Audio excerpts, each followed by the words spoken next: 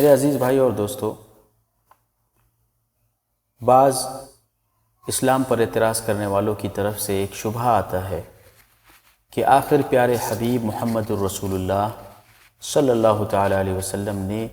یہودیوں کو مدینہ سے در بدر کیوں کیا، ان کو جلا وطن کیوں کیا۔ عموماً سوشل میڈیا وغیرہ پر یہ شبہ بہت زیادہ دیکھنے نہیں ملتا ہے، لیکن جو اکیڈمک تھیسس ہوتے ہیں، پی ایچ ڈی کے رسالے ہوتے ہیں، یا یورپ اور امریکہ کی یونیورسٹیز میں جو اورینٹلسٹ اسلام کی اسٹڈی کرتے ہیں، وہ لوگ اس طرح کے شبہات کو بہت زیادہ اچھالتے ہیں، خاص کر یورپ کے اندر، اور جہاں جہاں پر یہودیوں کا غلبہ ہے جن یونیورسٹیز میں، اس میں یہ شبہ ذکر کیا جاتا ہے کہ یہودیوں کے ساتھ ظلم ہوا اور انہیں حجاز کی بستیوں سے نکالا گیا، جبکہ یہ مجرد شبہ ہے، اس کی حقیقت میں کوئی اصل حقیقت موجود نہیں ہے۔ اگر ہم اس شبہے کا جواب جاننے کے لیے پیارے حبیب محمد الرسول اللہ صلی اللہ تعالیٰ علیہ وسلم کی سیرت کی طرف اور مدینہ کے ان حالات کی طرف ہم رجوع کریں جن بنیاد پر پیارے حبیب صلی اللہ تعالیٰ علیہ وسلم نے اور جس کے تناظر میں آپ نے یہ فیصلہ کیا، تو آپ کو معلوم ہوگا کہ مدینے میں اسلام کے لیے یہودیوں سے بہت بڑا خطرہ تھا۔ اس خطرے کی وجہ یہ تھی کیونکہ یہودی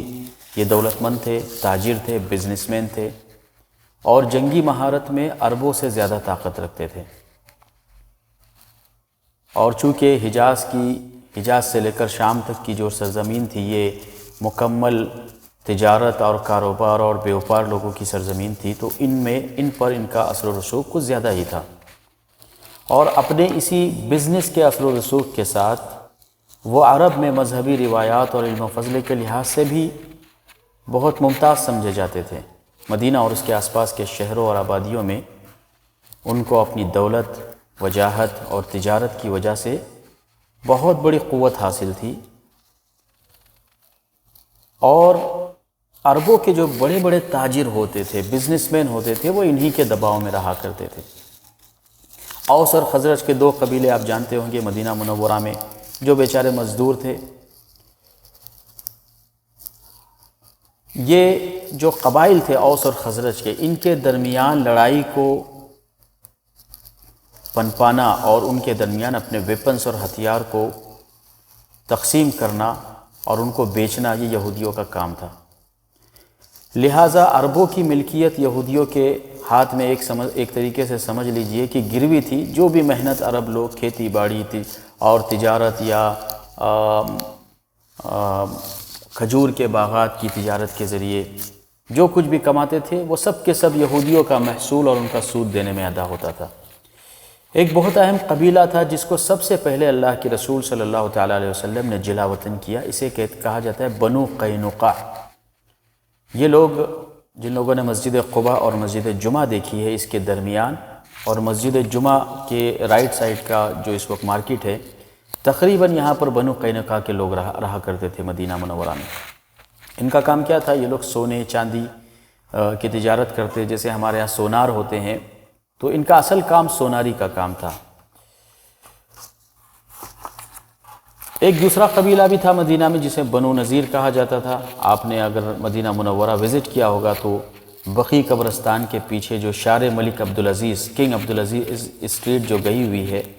اس کے رائٹ سائڈ کا جو حصہ ہے آخر تک، وہ بنو نذیر کا علاقہ کہلاتا ہے۔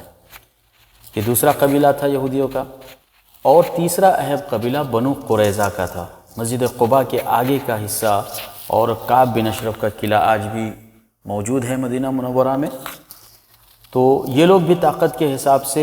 سٹی کے جو دو کونے تھے، شمال اور مشرق کی سمت میں، اس پر مکمل طور پہ بنو قریظہ کا قبضہ تھا۔ اب ان کا جو بزنس تھا وہ عموماً ٹرانزیکشن کا اور آپسی لین دین کا تھا۔ لوگوں کو سود دیا کرتے اور بڑی بے رحمی سے سود کی بڑی بڑی شرطیں مقرر کرتے، اور قرضے کی کفالت میں لوگوں کے بال بچے، یہاں تک کہ اگر عورتوں کو بھی رہن اور گروی رکھوانے کی ضرورت پیش آتی تو اپنے سودی کاروبار کے لیے اس حد تک بھی گزر جاتے۔ پیارے حبیب صلی اللہ تعالیٰ علیہ وسلم جب مدینہ منورہ آئے تو اپنی آنکھوں سے یہ سارا ظلم دیکھ رہے تھے کہ کس طریقے سے یہودی قبائل جو کیپیٹلسٹک سسٹم پر مکمل طور پر حاوی ہے، چھوٹے لوگوں پر ظلم کرتے، یہاں تک کہ ان کی عورتوں کو بھی سود دے کر اپنے پاس گروی رکھواتے ہیں۔ جب اسلام کا مرکز مکہ سے ہٹ کر مدینہ بنا، اللہ کے نبی صلی اللہ تعالیٰ علیہ وسلم مدینہ منورہ میں آئے تو یہودی ابتدا میں تو بہت خوش تھے۔ انہیں لگا کہ شاید اب یہ نئی سوچ اور نیا کانسیپٹ جو پیارے حبیب صلی اللہ تعالیٰ علیہ وسلم ہجرت کے بعد لے کر یہاں آ رہے ہیں، ہو سکتا ہے کہ یہ ہمارے فیور میں ہو، ہمارے فائدے میں ہو۔ اور انہوں نے اپنی آسمانی کتابوں کے اندر بھی پڑھا تھا کہ ایک نبی کا ظہور ہونے والا ہے، ایک پیغمبر ظاہر ہوگا جو عرب کی اور حجاز کی سرزمین اور کھجوروں کے باغات سے گھری ہوئی سرزمین میں آئے گا۔ تو انہیں یہ امید تھی کہ عربوں کی یہ نئی تحریک اور پیارے حبیب صلی اللہ تعالیٰ علیہ وسلم کا مدینہ کی طرف ہجرت کر جانا اور مدینہ میں مسلم نام کی قوم کا آباد ہو جانا شاید وہ ہمارے حق میں مفید ہو، اس لیے وہ ابتدائی دور میں اسلام سے اتحاد اور معاہدے کے لیے آگے بڑھے اور اللہ کے رسول صلی اللہ تعالیٰ علیہ وسلم کے ساتھ مدینہ میں یہ ایگریمنٹ کیا کہ دشمنوں کے حملے کی صورت میں مدینہ کے بچاؤ کے لیے ہم بھی تمہارے ساتھ رہیں گے اور آپ بھی ہمارے ساتھ رہو گے۔ وہ یہ سمجھ رہے تھے کہ یہ عربوں کی جو چھوٹی سی طاقت مکہ سے نکلی ہے یہ یوں ہی ہمارے اندر جذب ہو کے رہ جائے گی، لیکن ان کو 1-2 سال کے اندر یہ اچھی طریقے سے اندازہ ہو گیا کہ یہ نئی تحریک جو پیارے حبیب صلی اللہ تعالیٰ علیہ وسلم نے اٹھائی ہے، یہ توحید کی تحریک جو کھڑی ہوئی ہے، اگر ہم نے اس تحریک کا مقابلہ نہ کیا اور اسے اپنی دبیز چالوں کے ذریعے دبانے کی کوشش نہ کی تو یہ تحریک ہمارے اقتدار، ہمارے بیوپار، ہماری تجارت، ہمارے بزنس اور ہماری قوم کے سارے انفراسٹرکچرز پر قبضہ کر لے گی اور اسے نقصان پہنچائے گی۔ اب یہ ہوا کہ بجائے اس کے کہ وہ اسلام کی طرف اس لیے بڑھتے کہ وہ انہی کے اصلی دین کو لے کر آئے ہیں، حضرت موسیٰ علیہ السلام کا دین، حضرت عیسیٰ علیہ السلام کا دین لے کر یہ نبی توحید کی تعلیم دے رہا ہے۔ بہت ساری ایسی چیزیں تھیں جو یہود اور مسلمانوں میں مشترک تھی، لیکن اس کے باوجود کہ انہوں نے حق کو جان لیا، انہوں نے پہچان لیا کہ یہ واقعی وہ نبی ہے جس کی بشارت موسیٰ نے دی ہے، جس کی بشارت عیسیٰ نے دی ہے علیہم السلام، لیکن اس کے باوجود صرف اپنے بزنس اور اپنے تجارت اور اپنے آپ کو بچانے کے لیے اسلام پر بیجا اعتراضوں کی بھرمار کرنے لگے۔ الگ الگ لوگوں کو الگ الگ بھیس میں پیارے حبیب صلی اللہ تعالیٰ علیہ وسلم کے پاس بھیجا جاتا، الگ الگ طریقے کے سوالات کیے جاتے ہیں۔ قرآن کریم نے ان میں سے کئی سوالات کا ذکر کیا ہے کہ وہ آپ سے روح کے بارے میں پوچھتے ہیں، وہ آپ سے فلاں چیز کے بارے میں پوچھتے ہیں، یا محمد آپ بتا دیجئے اور انہیں جواب دے دیجئے۔ مگر جب وحی کے ذریعے اللہ تعالیٰ پیارے حبیب صلی اللہ تعالیٰ علیہ وسلم کو ان باتوں کی خبر دیتا جن کے بارے میں انہیں امید تھی کہ نبی کے علاوہ یہ خبریں کوئی بھی نہیں بتا سکتا، تو وہ جان گئے کہ واقعی طور پر یہ آخری نبی ہے۔ لیکن ان کے کفر اور عناد نے انہیں اس بات پر مجبور کیا کہ وہ حق اور انصاف کا ساتھ نہ دے بلکہ کھلم کھلا مسلمانوں کی مخالفت پر تیار ہوں۔ یہ حالات مدینہ میں چل ہی رہے تھے کہ قریش اور مسلمانوں میں لڑائی کے آثار ظاہر ہونے لگے۔ جنگ بدر کا واقعہ پیش ہوا اور اس کے 2-2.5 سال کے بعد جنگ احد کا واقعہ پیش ہوا۔ پھر اس کے بعد یہودیوں کو یہ خطرے کی گھنٹی لگنے لگی کہ چونکہ بدر کی لڑائی میں مسلمانوں کی فتح ہوئی اور احد کی لڑائی بغیر کسی نتیجے کے ختم ہوئی ہے، تو انہوں نے اب اپنی مخالفت کا مکمل طور پر اظہار کرنا شروع کر دیا۔ 2-4 ایسے چھوٹے چھوٹے واقعات بھی ہوئے جن میں یہودیوں کی طرف سے یہ بھی سنا گیا کہ انہوں نے مسلمانوں سے کہا، سیرہ نبویہ میں ابن ہشام نے ذکر فرمایا ہے کہ مسلمانوں سے مخاطب ہو کر بعض یہودی یہ طعنہ بھی دیا کرتے تھے کہ او مسلمانوں، تم ہم کو قریش کی جیسا نہ سمجھنا، وہ لڑائی کے قابل نہیں تھے، لڑائی کے لیے ہتھیار تو ہم انہیں پرووائڈ کرتے ہیں، اصل ویپن اور لڑائی کی اصل طاقت ہمارے پاس موجود ہے، ہمارے پاس ساز و سامان ہے، ہمارے پاس بڑے بڑے قلعے ہیں، لہٰذا ان قلعوں سے تمہارا ٹکرانا آسان بات نہیں ہے۔ یہودیوں کو معلوم تھا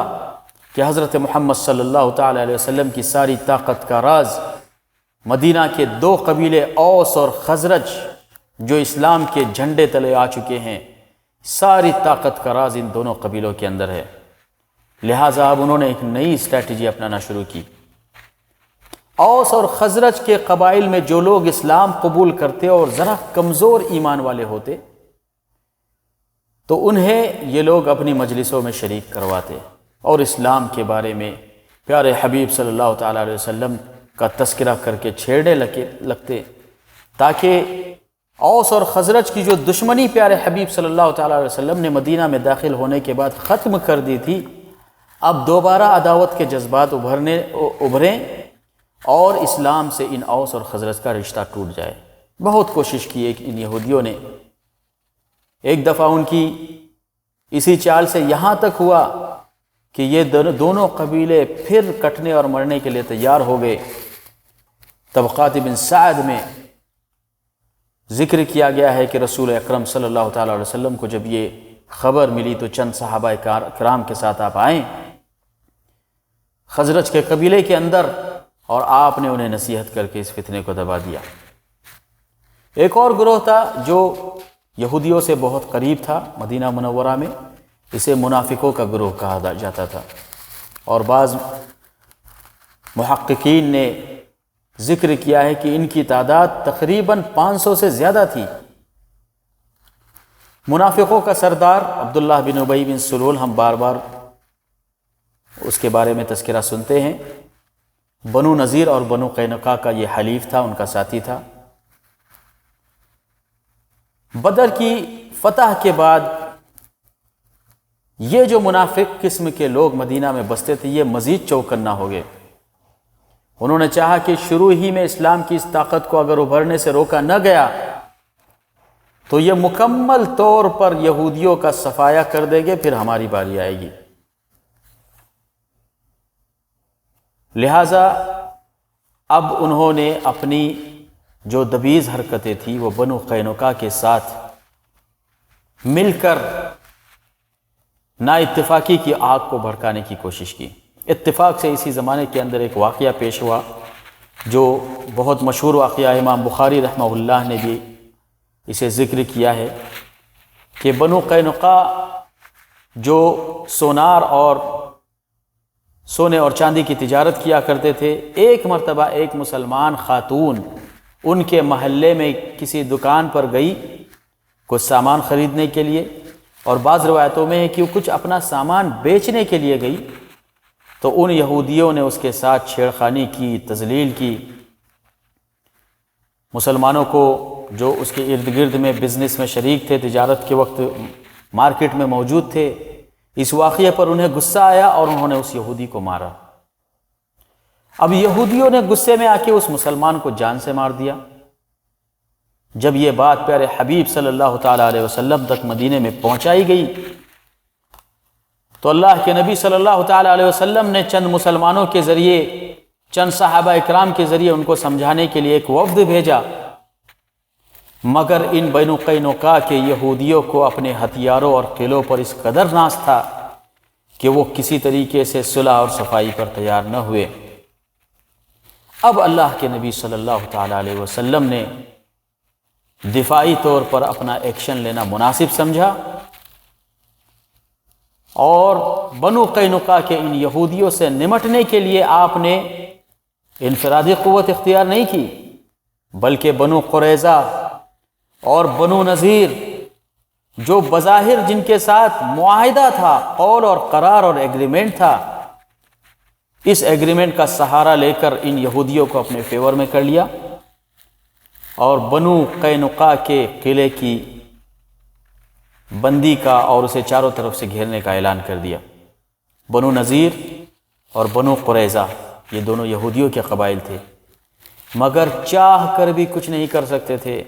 کیونکہ پیارے حبیب صلی اللہ تعالیٰ علیہ وسلم نے ایسا پولیٹیکل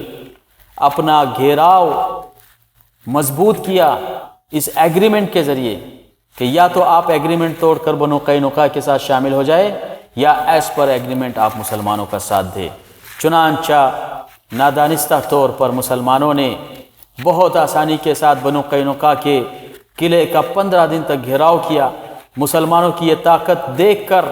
قلعے والے گھبرائے۔ اللہ کے رسول صلی اللہ علیہ وسلم کو اللہ نے جو اس سیاسی قوت سے نوازا تھا، آج اس کے ثمرات سامنے ظاہر ہو رہے تھے۔ آخر بنو قینقاع اس بات پر راضی ہوئے کہ رسول اکرم صلی اللہ تعالیٰ علیہ وسلم جو فیصلہ کر دیں ہمیں منظور ہے۔ عبداللہ بن ابی جو ان کا حلیف تھا آ کر رسول اکرم صلی اللہ تعالیٰ علیہ وسلم سے عرض کیا کہ ان کو اتنی ہی سزا بہت ہے کہ وہ اس مدینے سے نکال دیے جائیں۔ آپ نے اپنا دوبارہ پیغام بنو قینقاع تک بھیجا کہ کیا آپ لوگ مدینہ چھوڑنے کے لیے تیار ہیں؟ انہوں نے کہا کہ ہاں، آپ جو فیصلہ ہمارے بارے میں کریں، کیونکہ ظاہر ہے کہ بنو قینقاع 100% ظالم تھے اس واقعے کے اندر، اور ایگریمنٹ کے مطابق ان کے اوپر جو بھی سزا حلف مخالف مقرر کرے انہیں قبول کرنا لازمی تھا۔ لہٰذا یہ سارے بنو قینقاع اپنی زمین اور جائیداد چھوڑ کر شام کے علاقے میں دربدر کیے گئے۔ یہ مکمل انصاف پر مبنی چیز تھی۔ مسلم عورتوں کے ساتھ بدتمیزی اور وہ ایگریمنٹ جس کی بنیاد پر مدینہ میں امن اور شانتی کو برقرار رکھنا ضروری تھا، بنو قینقاع نے اس ایگریمنٹ کو توڑ دیا، جس کا یہ نتیجہ ہوا کہ پیارے حبیب صلی اللہ تعالیٰ علیہ وسلم کو ان کی اس شرارت پر ان کا ایکشن لینا پڑا اور انہیں مدینہ منورہ سے دربدر کرنا پڑا۔ تو میرے بھائی اور دوستو، یہودیوں کے 3 قبائل میں یہ بنو قینقاع کا قبیلہ تھا جسے سب سے پہلے مدینہ سے دربدر کیا گیا۔ انشاءاللہ اگلی کلپ کے اندر آپ کو میں یہ بتانے کی کوشش کروں گا کہ یہودیوں کے دیگر قبائل انہوں نے کس طریقے سے اللہ کے رسول صلی اللہ تعالیٰ علیہ وسلم کے قتل کی سازش کی اور اہل مدینہ کو نقصان پہنچانے کی کوشش کی، جس بنیاد پر ان کے قبیلے جو اسلام میں داخل ہوئے انہیں چھوڑ دیا گیا، اور جو قبیلے اسلام کی مخالفت پر جمے رہے انہیں مدینہ سے کیسے نکالا گیا، یہ اگلی کلپ میں انشاءاللہ آپ کو بتاؤں گا۔ خلاصہ کلام یہ ہے کہ آج کل یہ جو شبہات سوشل میڈیا پر پیش کیے جاتے ہیں کہ مسلمانوں نے اور پیارے حبیب صلی اللہ تعالیٰ علیہ وسلم نے بلا وجہ یہودیوں کو مکہ کی مدینہ منورہ کی سرزمین سے نکال دیا، یہ درست بات نہیں ہے، یہ ایک دھوکہ ہے۔ یہودی اس سزا کے مستحق تھے، اس ایگریمنٹ اور اس اصول اور اس کانسٹیٹیوشن کے مطابق جو پیارے حبیب صلی اللہ تعالیٰ علیہ وسلم نے مدینہ میں داخل ہونے کے بعد بنایا تھا۔ اللہ رب العالمین مجھے اور آپ کو پیارے حبیب صلی اللہ تعالیٰ علیہ وسلم کی سیرت کو پڑھنے اور اس پر عمل کرنے کی توفیق نصیب فرمائے، آمین۔ وآخر دعوانا ان الحمد للہ رب العالمین، وصلی اللہ علی نبینا محمد وعلی آلہ وصحبہ وسلم۔